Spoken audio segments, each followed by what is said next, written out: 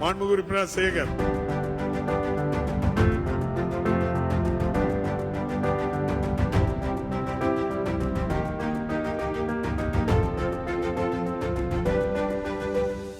நாமக்கல் மாவட்டம் பரமத்தி வேலூர் சட்டமன்ற தொகுதியில் கூடுதலாக தேவை ஏற்பட்டுக் கொண்ட அந்த மின் தேவையை பூர்த்தி செய்வதற்காக சீரான மின் விநியோகம் வழங்குவதற்காக நாமக்கல் மாவட்டத்தில் மட்டும் 1599 புதிய மின்மாற்றிகள் அமைக்கப்பட்டிருக்கின்றன. அதில் பரமத்தி வேலூரில் 502 மின்மாற்றிகள் அமைக்கப்பட்டு சீரான மின் விநியோகம் வழங்கப்பட்டு வருகின்றன.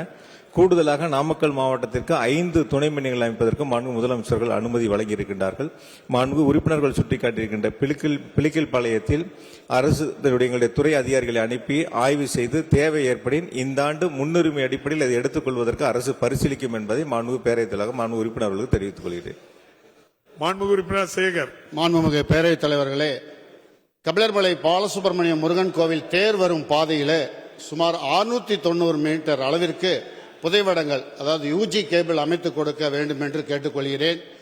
மேலும் விவசாய இலவச மின்சாரம் 31/3/2013 வரையிலான தேதி வரைதான் கொடுக்கப்பட்டுள்ளது. எனவே அதிகப்படியான இலவச மின் இணைப்புகளை வழங்க அரசு முன்வருமா என்பதை பேரவைத் தலைவர் வாயிலாக மாண்புமிகு அமைச்சர் அவர்களை கேட்டுக்கொள்கிறேன். அமைச்சர் அவர்கள். மாண்புமிகு பேரவைத் தலைவர்களே, ஏற்கனவே திருச்செங்கோடு சட்டமன்ற உறுப்பினர்கள் கேட்டுக்கொண்டதற்கு அடிப்படையில் அர்த்தநாசர் கோயில் அந்த புதைவட கம்பிகள் அமைக்கக்கூடிய பணிகள் ஒரு பகுதி நிறைவு பெற்றிருக்கின்றன. 2ஆம் பகுதி எடுத்துக்கொள்ள வேண்டும் என்று அவர் கோரிக்கை வைத்திருக்கிறார். அது இந்த ஆண்டு அந்த பணிகள் எடுத்துக் கொள்ளப்பட்டிருக்கின்றன.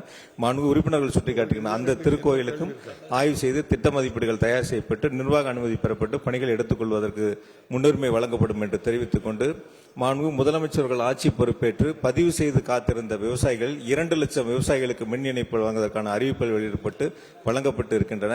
கூடுதலாக பதிவு செய்து காத்திருக்கிறவர்களுக்கு இந்த ஆண்டு மாண்புமிகு முதலமைச்சரத்தில் அனுமதிகளை கேட்டிருக்கின்றோம். மாண்புமிகு முதலமைச்சருடைய அனுமதியை பெற்று பதிவு செய்து காத்திருக்கக்கூடிய விவசாயிகளுக்கு முன்னுரிமை அடிப்படையில் வழங்குவதற்கு துறை நடவடிக்கை எடுக்கும் என்பதை மாண்புமிகு பேரவைத் தலைவராக மாண்புமிகு உறுப்பினர்களுக்கு தெரிவித்துக் கொள்கிறேன். செய்திகளை உடனுக்குடனும் துல்லியமாகவும் தெரிந்து கொள்ள சப்ஸ்கிரைப் பண்ணுங்க.